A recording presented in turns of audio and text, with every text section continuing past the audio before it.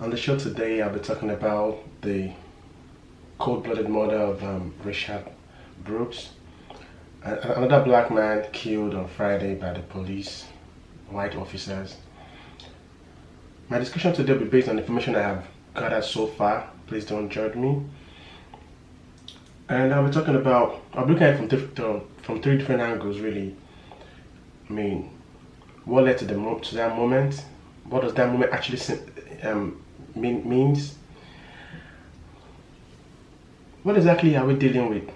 Do we know what we are dealing with when we say this incessant killing of black brothers and sisters? What can we learn from that incident, and where should we channel our frustrations? Join me today as I talk about this issue. I am Hassan, and welcome to Hastopods. Right. A little background about the man that was murdered on Friday is such a sad thing. So Rayshard Brooks was a 27-year-old man. According to his half sister, he works in a construction, and he has 5 kids. The 6th one is on the way.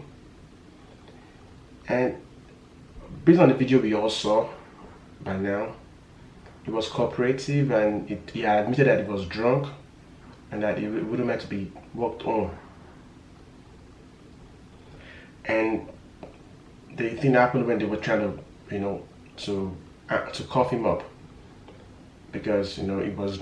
Remember, all this happened when he was sleeping. He was sleeping in his car in the drive-through in a Wendy's restaurant, fast food outlet.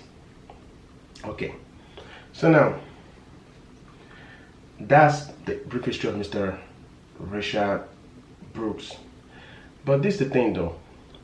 Interesting facts. In this year alone, Rayshard Brooks' murder marked the 48th police officer involved shooting in Georgia in this year. Is the 48th one.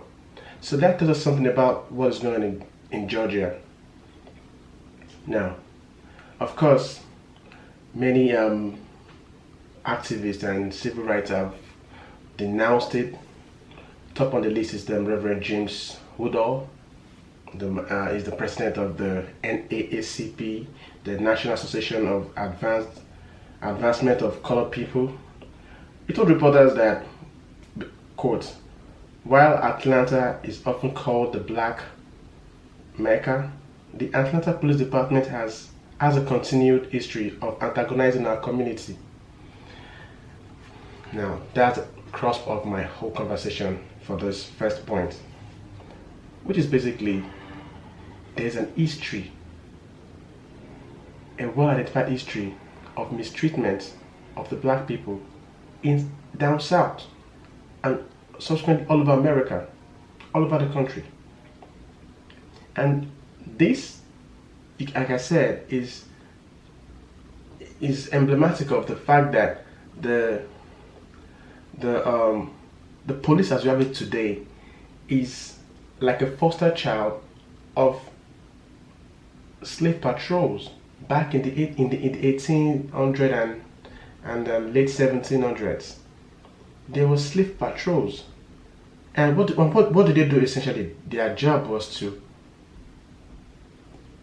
catch fleeing slaves, punish them, and return them back to the slave owners, basically maintaining law and order and economic stability for the slave owners. That was their job. That was what they do, essentially. And that's where I want us to look at it from. Because for what reason? I mean, I don't understand any reason why, like the judge, the Atlanta mayor said, there's Miss Keisha Lance Bottoms. She said that she did not believe this was a justified use of deadly weapon. When you have a gun and you shoot at someone, don't tell me that you want to slow the person down, because that's a lethal weapon. most likely the person is going to die. And at every little provocation, the police are quick to what? To use their lethal weapon. We've had rich, successful black men saying that on TV. Whenever they see the cops, they straighten up. What does that tell you about the slave mentality of the 1800s? Because their job was to make sure that they maintain law and order, make sure that the white slave owners maintain their power over the slaves. They punish and they return them back to slave owners. So you have to know your place. This is not like a rocket science. It's what we have right now, and it's all over the world. Now, to my next point.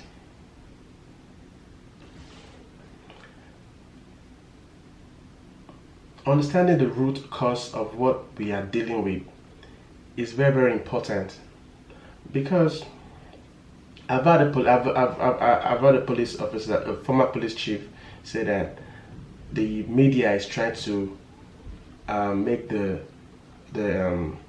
people hate the police, hate police basically, and that is very far from the truth, because he was saying that they did not make the laws, they did not make the laws, they didn't legislate the laws, they're not the ones that said that the man should be smoking pot or doing cocaine or doing sort of things or stealing or car theft and all those things.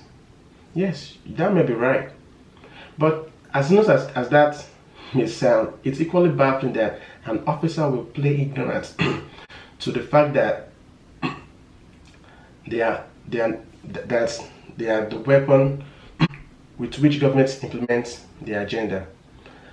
You know, as a law enforcer, that your job is to basically, the way they come, you are like the mouthpiece of the government. You are the extended hand of the government to the people. So whatever the government wants to do, they do it through you.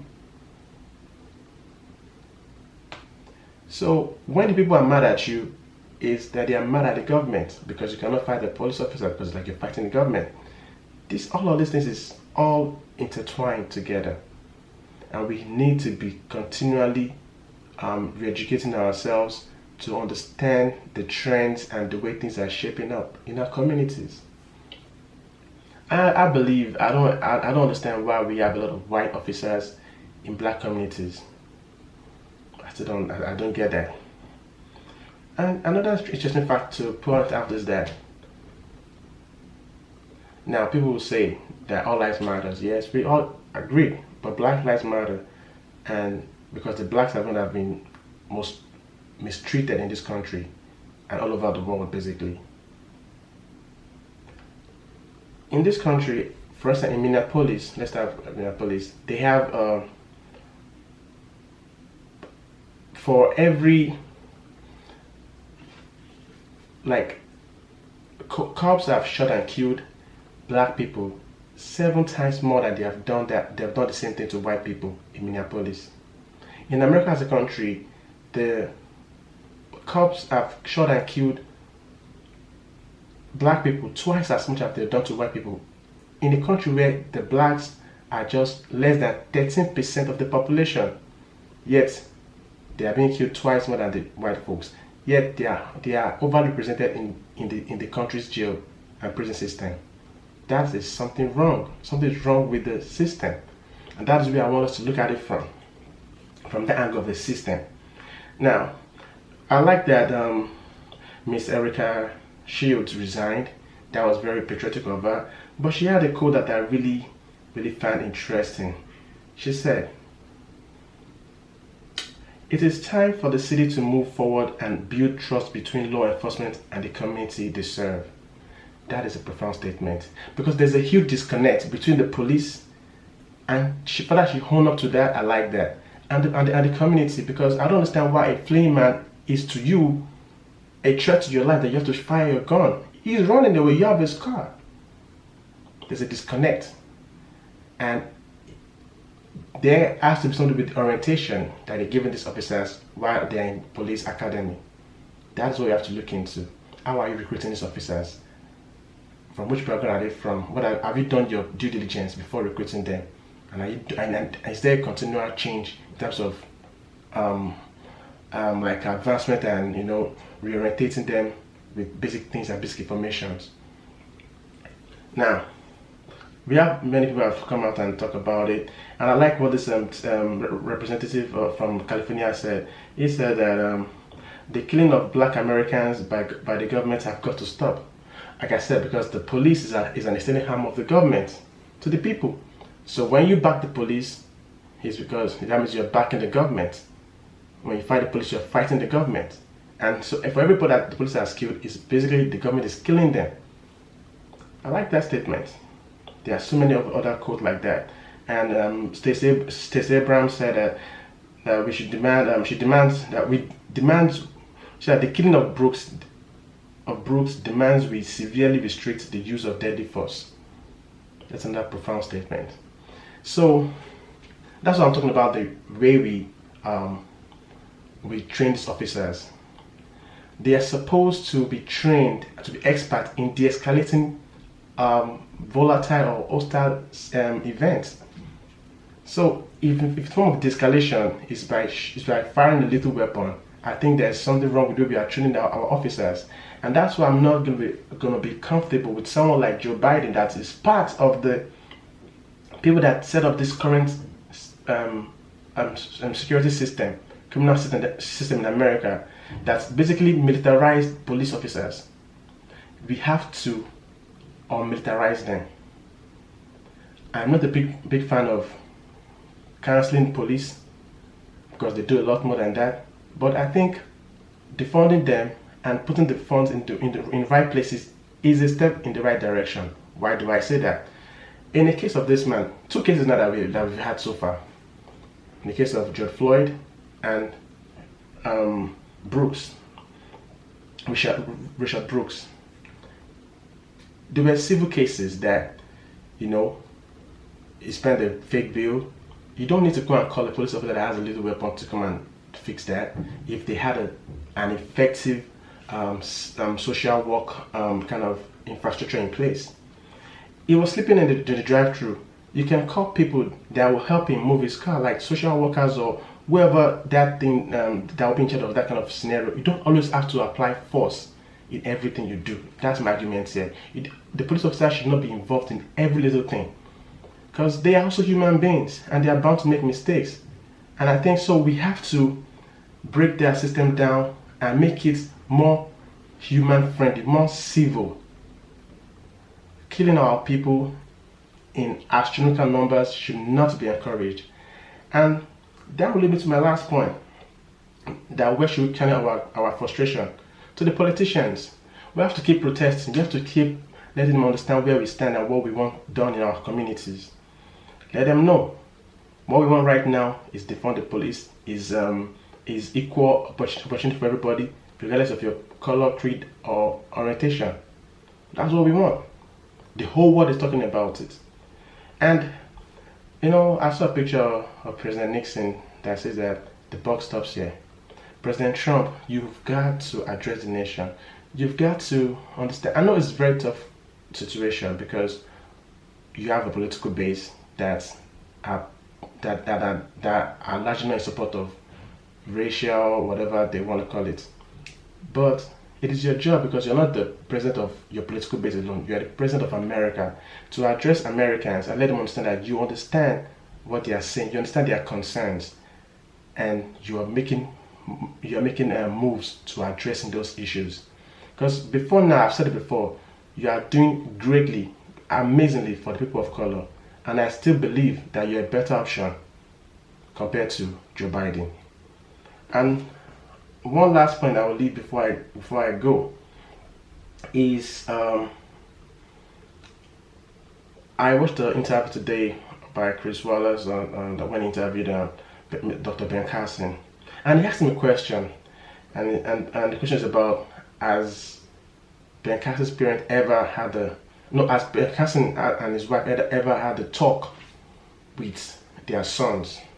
And Ben Carson replied, quote, he said, I told them the same thing my mother told me, to always respect the position of authority, like the police. That's what he said. He told his son to always respect the position of authority, like the police. And Chris Wallace followed up by saying, well, as a white man, my parents never have, he said, my parents never have that discussion with me, about the police with me, and I never felt the need to have it with any of my children. And he says, which I think points out part of the problem. And on that note, I'll be leaving us today. Ben Carson, a successful surgeon and an administrator, a secretary of housing in Trump's administration, saying that he has had that conversation with his son. This is Ben Carson, right? And Chris was telling that his parent never told him that, and he has never felt the need to tell that to his kids. That is what my message today. Regardless of your political affiliation, if you're black, we are all in this together, and we should all come to that understanding that what is good for the goods in America may not be good for the gander, because we are not treated equally. And until we fight and come to that agreement that we need justice, we need equality, we need to be able to work together with love and perseverance, we may not be really what we are supposed to be. This is America. We are the best country on earth. We've got the best talent in the world, and we are proud. But until we address our racial issues, we will always have that bottleneck in our system. And that's the podcast today. I am Hassan. Thanks a lot for listening to the podcast.